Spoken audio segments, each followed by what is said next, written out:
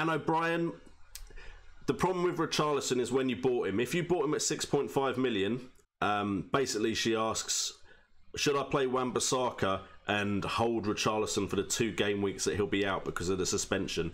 I believe that he won't drop below 6.5. So if you got him in at 6.5, it's not affecting your team value.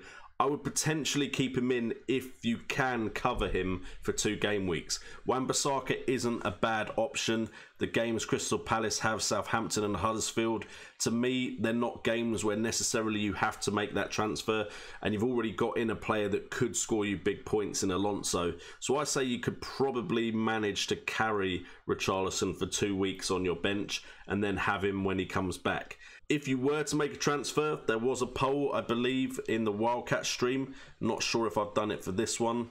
I've done Richarlison replace or bench, so have a look at that poll question. For me, Lucas Moura has really stood out now as the person to bring in for Richarlison.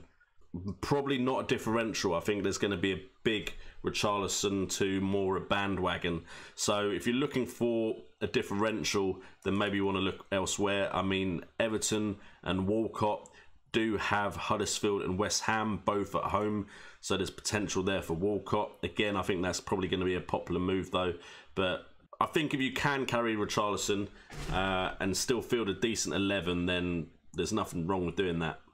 Daraj Pandey asked potential goalkeeper replacement for De Gea, and it can't be Edison. I mean, for me, you can't look at Man City and Liverpool anyway, because I think there's 2 good defensive options in there that could get you attacking returns and the clean sheet than Alisson or Edison, although Edison did get an assist.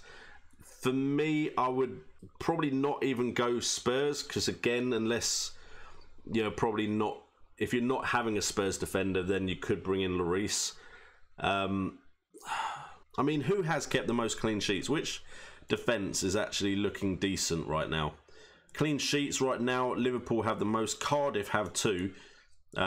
They may be having just, their tactic may be defence, and of course their goalkeeper, I believe, has had 2 penalty saves.